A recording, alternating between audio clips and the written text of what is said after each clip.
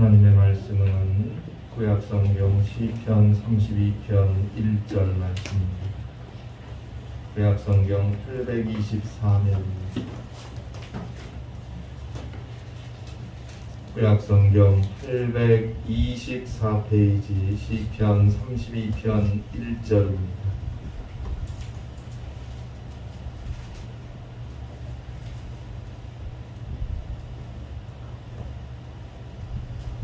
구약성경 824면입니다. 시편 32편 1절 한 절 말씀 보겠습니다.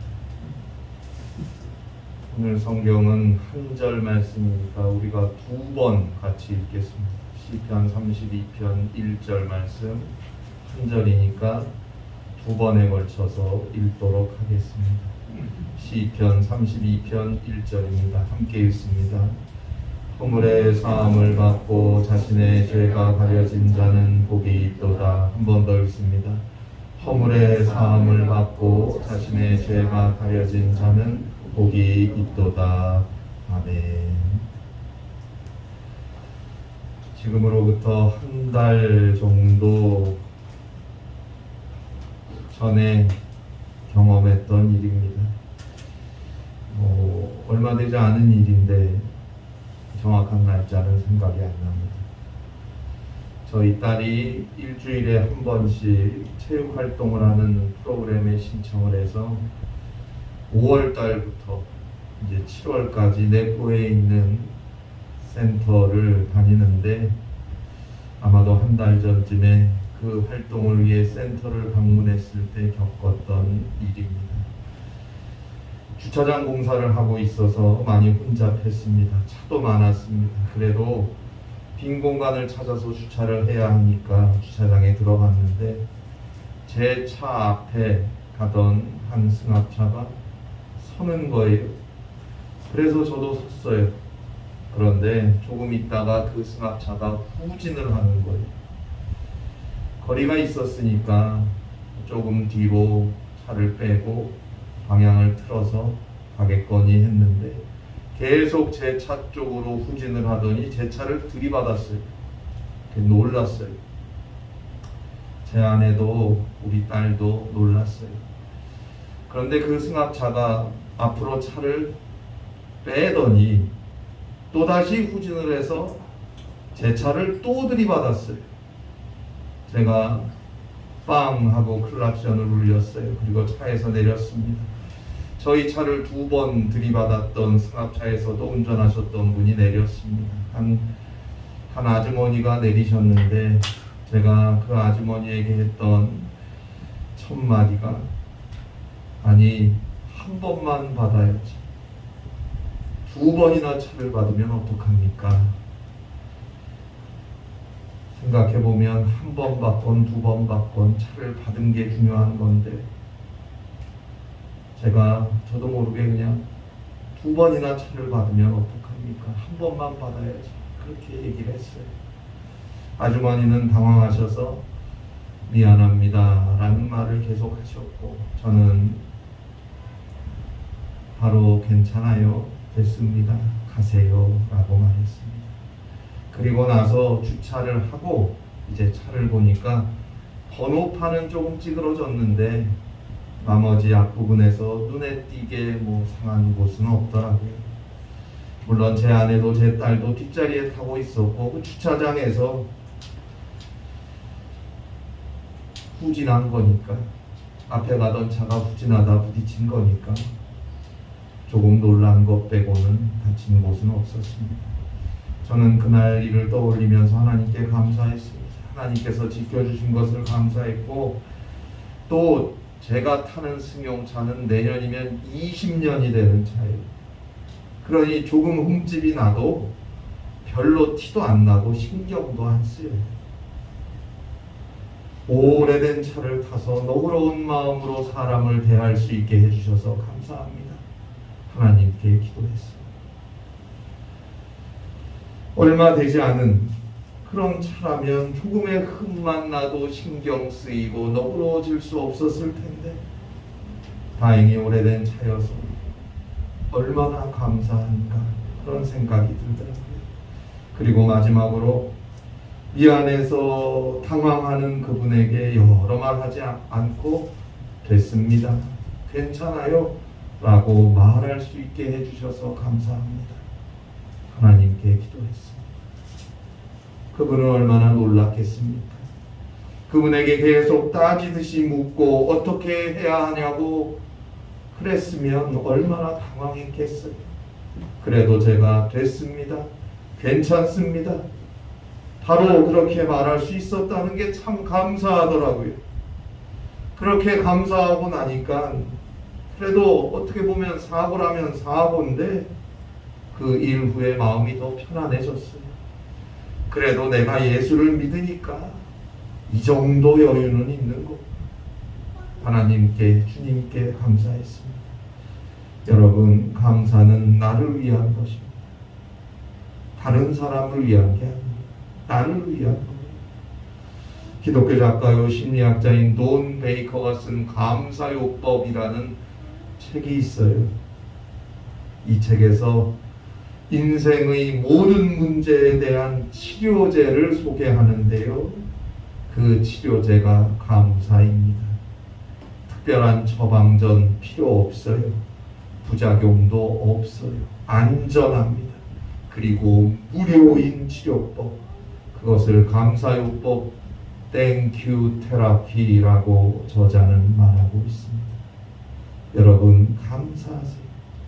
적은 일부터 큰 일까지, 힘들 때도 기쁠 때도 아플 때도 건강할 때도 실패할 때도 성공할 때도 먼저 감사하세요.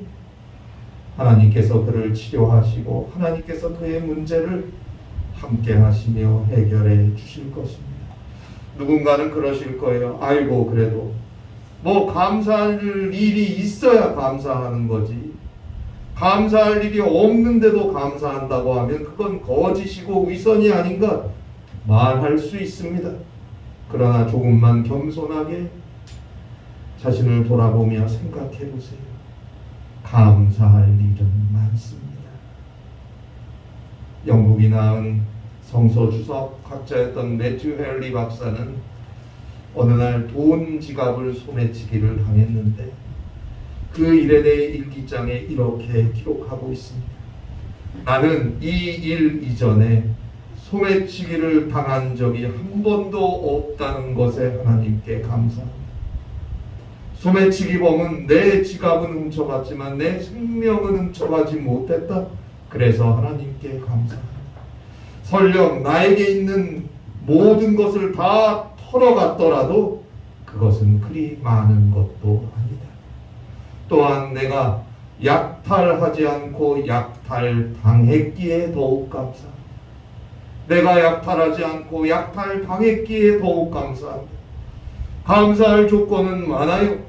반대로 원망, 불평하려면 또 원망할 조건도 많아요. 문제는 나의 생각, 나의 인격, 나의 신앙의 문제인 것입니다. 약탈을 당해서 원망할 수 있어요.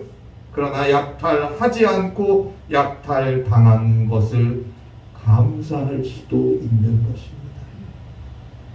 매사를 감사하려고 생각하며 사는 사람, 그에게 감사는 매일같이 넘쳐날 것이고 그가 행복한 삶을 사는 것이에요.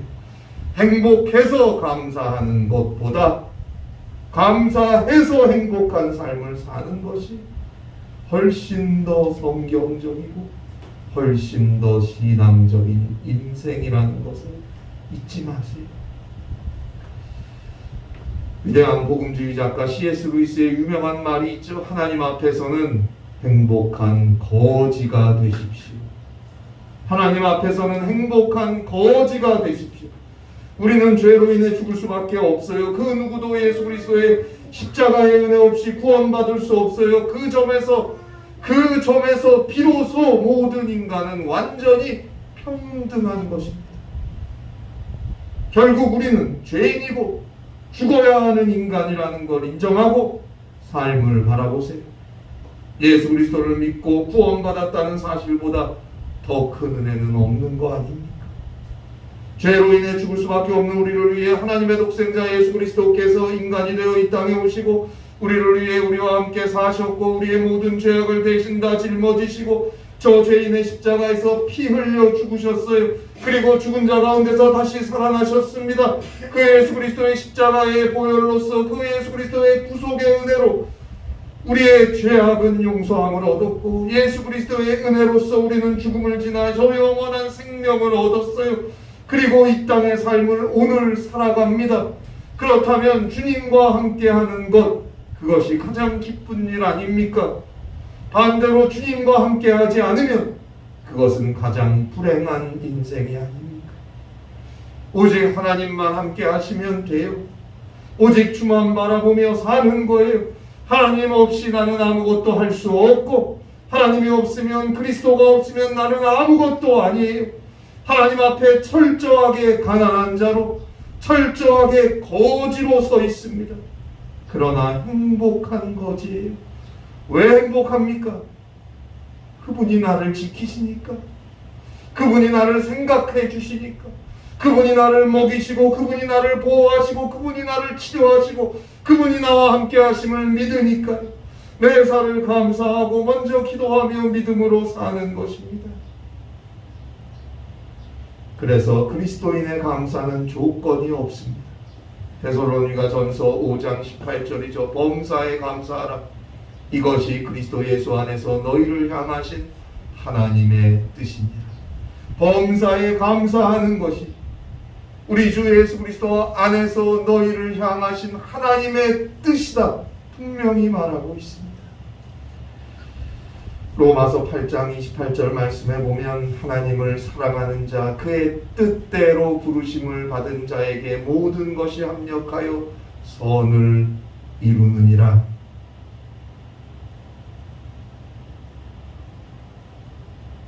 하나님의 뜻이 뭐예요? 범사에 감사하는. 그러면 하나님의 뜻대로 부르심을 받았다는 건 뭐예요? 범사에 감사하는 자라는 뜻입니다. 그의 인생을 하나님께서 선하게 축복된 작품으로 합력하여 선을 이루어 가신다는 것입니다. 예수님을 한번 생각해 보세요. 예수님께서 오병이어의 기적을 일으키실 때 그 상황이 어떻습니까? 지금 5천 명이 되는 사람들에게 먹을 것을 나눠줘야 하는데 가진 거라곤 한 어린아이가 내어놓은 보리떡 5개와 물고기 2마리밖에 없어요. 그런데 요한복음 6장 11절에 보면 예수님께서 아이가 가지고 온 그 떡을 가지고 축사하셨다고 기록되어 있어요. 축사를 하셨다는 건 감사 기도를 하셨다는 것인데 도대체 떡 5개를 가지고 5천 명이 넘는 사람들을 먹이겠다고 감사 기도하며 축사하신 것이 너무 터무니없는 것 같지 않습니까? 그러나 주님께서 축복하고 감사하며 기도한 후에 모든 사람이 배부르게 먹고도 12바구니에 차는 기적이 일어나지 않았습니까? 보리떡 5개를 가지고 감사하고 축복했을 때 엄청난 기적이 일어난 것입니다. 문제가 생겼을 때 더 감사하세요. 어려울수록 더 감사하세요. 감사하며 기도하세요. 기도하며 감사하세요. 믿음의 기도와 진실한 감사는 하나님의 기적을 부르는 나팔 같은 거예요. 감사와 기도, 기도와 감사라는 나팔이 울리면, 크게 울리면 울릴수록 하나님의 기적은 시작되는 것입니다. 또 마가복음 14장 22절로 25절에 보면 예수님께서 제자들과 최후의 만찬을 나누시는 장면이 나오죠. 그들에게 떡을 떼어 주시면서 뭐라고 하셨나요? 마가복음 14장 22절에 보니까 떡을 가지사 축복하시고 제자들에게 주시며 이르시되 받으라, 이것은 내 몸이니라. 23절에서는 포도주 잔을 가지고서 감사 기도를 하시고 그들에게 주셨다. 24절에서 이것은 많은 사람을 위하여 흘리는 나의 피, 곧 언약의 피니라. 자, 지금 축복하시고 또 감사 기도를 드리시고 떡을 나누고 포도주를 나누시는 예수님의 모습을 보면서 여러분은 무슨 생각을 하십니까? 이 마지막 만찬이 끝나면 예수님은 체포되셔야 됩니다. 그리고 끔찍한 고문을 당하시고 갖가지 능욕과 수치를 당하시고 십자가에 매달려 죽으실 거예요. 그래서 그 일을 앞두고 마지막 만찬을 나누시면서 예수님이 떡을 들고 친히 이렇게 말씀하시잖아요. 이것은 내 몸이다. 포도주 잔을 들고 말씀하시잖아요. 이것은 많은 사람을 위하여 흘리는 내 피다. 이것을 먹어라. 이것을 마셔라. 그러니까 머지않아 곧 매맞고 피 흘리고 십자가 위에서 무참하게 숨을 거둘 걸 아시고 감사 기도를 하고 계시는 거예요. 그걸 알면서 축복 기도를 하고 계시는 거예요. 그러면서 감사하면서 이건 내 몸이다. 이건 내 피다. 그러면서 떡과 포도주를 나눠주고 계신 거예요. 어떻게 이럴 수가 있습니까? 이제 몇 시간 후에 체포되고 그 십자가에서 죽어야 하는데 그 죽음을 예언하고 상징하는 만찬을 친히 베푸시면서 내 몸으로 이 떡을 주고 내 피로 이 포도주를 주시면서 어떻게 하나님 앞에 감사할 수 있습니까? 그 예수님을 보시면서 여러분은 어떤 생각이 드십니까? 이때 예수님의 마음속에는 십자가를 향한 두려움이 있었다고 감히 짐작할 수 있습니다. 왜요? 그 만찬 직후에 예수님이 제자 3명을 데리고 감람산에 올라가시잖아요. 그래서 겟세마네 동산에서 기도하시잖아요. 같이 올라간 3명의 제자들에게 이렇게 예수님은 당부를 하세요. 마가복음 14장 34절이죠. 내 마음이 심히 고민하여 죽게 되었다. 같이 깨어 기도해라 부탁하시는 거예요. 그리고 홀로 이제 겟세마네 동산 가서 기도하시는데 마가복음 14장 36절이죠. 아빠 아버지여 아버지께는 모든 것이 가능하오니 이 잔을 내게서 옮기시옵소서. 기도하시죠. 그러나 동시에 예수님은 그러나 나의 원대로 마옵시고 내 아버지의 원대로 하옵소서 기도하십니다. 누가복음 22장 44절에 보니까 그 힘쓰고 애쓰는 주님의 기도하는 모습을 땀이 땅에 떨어지는 핏방울 같이 되더라. 땀이 땅에 떨어지는 핏방울 같이 되더라. 그렇게 묘사하고 있고 누가복음 22장 43절에 보면 천사가 하늘로부터 예수께 나타나 힘을 더해 주었다. 그렇게 말합니다. 결국 이 간절한 목숨을 건 기도 끝에 예수님은 십자가를 지시는 거예요. 그러니까 최후의 만찬을 하는 당시에 예수님께서 이것은 내 몸이다, 이것은 내 피다 하며 떡과 포도주를 나누어 주며 이제 곧 죽어야 한다는 걸 예고하시는데 그 십자가의 운명을 뻔히 알면서도 감사 기도를 드리시는데 그 예수님의 마음속에 십자가에 대한 죽음에 대한 두려움이 전혀 없어서 감사한 게 아니에요. 예수님은 참 하나님이면서 참 인간이십니다. 하나님이 인간이 되어 우리 가운데 이 땅에 오신 분이에요. 아무 죄도 아무 값도 없이 33살의 나이에 가장 흉악한 죄인만이 처형된다는 십자가에 달려 죽는 게 어떻게 무섭지 않겠어? 그래서 만찬을 하신 후에 겟세마네 동산에 올라가셔서 피할 수 있게 해달라고, 아니 하나님 아버지의 뜻대로 해달라고 인간적인 마음과 신앙의 결단을 사이에 놓고 정말 몸이 부서져라 간절하게 그 영과 혼과 몸을 다 바쳐서 기도하신 거 아닙니까? 그리고 그 기도가 끝나고 산에서 내려오시자마자 밤중에 체포되시는 거 아닙니까? 겟세마네 동산의 기도가 없으면 예수 그리스도의 십자가도 없어요. 그런데 그 겟세마네 동산의 기도 직전에 만찬을 나누면서 감사 기도를 하셨어요. 여기서 우리는 범사의 진정으로 감사하는 예수님을 봅니다. 곧 죽을 거 알아요. 그리고 그 죽음이 두려워. 그래도 예수님은 감사하십니다. 예수님의 감사는 오늘 우리가 힘쓰고 애쓰고 바라보며 쫓아가야 할 범사에 감사하는 삶의 모범이 되십니다. 결국 그 감사 기도대로 예수님은 온 인류의 죄를 대신 다 담당하시고 십자가에 죽으시고 그 예수님을 하나님께서 죽은 자 가운데서 다시 살려내심으로 그 예수 그리스도를 믿는 자마다 죄사함과 구원을 얻게 되지 않았습니까? 두려움에도 죽음을 눈앞에 두고도 뻔히 다 알면서 피하고 싶은 강한 마음도 있으면서도 그래도 진정으로 하나님께 감사 기도를 드리시고 십자가를 지시는 예수님, 거기서 온 인류의 죄사함과 구원의 역사가 이루어진 것입니다. 감사할 때 빈곤함이 풍요함으로, 감사할 때 십자가가 승리로, 죽음이 부활로 변화하는 것입니다. 오늘 성경 시편 32편 1절입니다. 허물의 사함을 받고 자신의 죄가 가려진 자는 복이 있도다. 허물의 사함을 받고 자신의 죄가 가려진 자는 복이 있도다.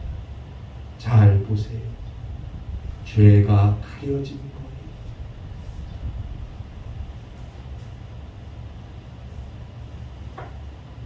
죄를 보지 않겠다는 거예요. 누가요? 하나님.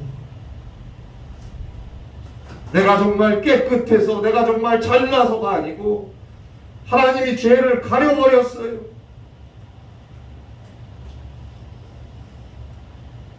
죄로 인해 죽어야 하는 인생인데 그 죄가, 그 허물이 용서함을 얻고 가려졌어요. 내가 개가천선해야 된다는 얘기도 아니에요. 가려진 거예요. 이게 복 아닙니까? 그 오래전 그 옛날 다윗이 시편 32편 1절에서 갈망하던 그 복이 예수 그리스도로 인해 우리 모두에게 주어졌습니다. 그 축복의 길이 그리스도 예수로 인해서 우리 모두에게 열려져 있습니다. 어찌 감사하지 않겠습니까? 더 이상 뭘 감사하겠습니까? 이보다 더 큰 은혜가 어디 있습니까? 더 귀한 축복이 어디 있습니까?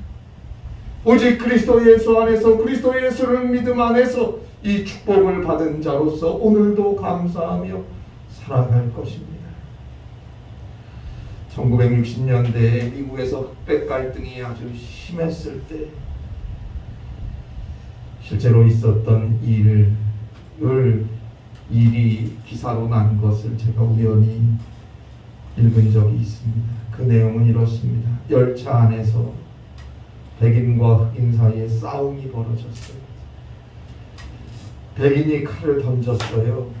그래서 그 칼로 흑인을 죽이려고 던졌는데 때마침 흑인 옆에 있던 백인 목사가 손으로 그 칼을 막았어요.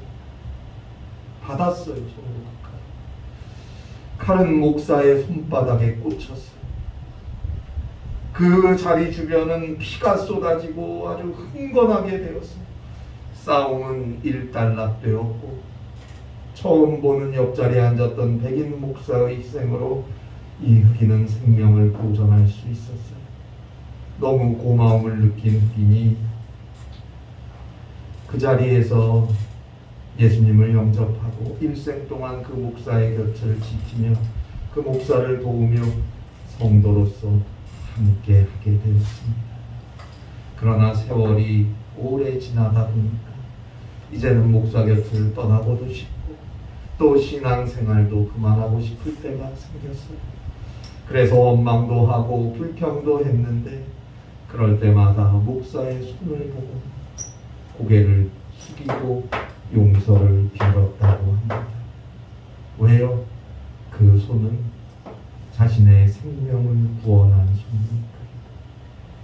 그렇게 끝까지 목사와 함께 신앙의 삶을 살았다는 한 성도의 간증 기사입니다.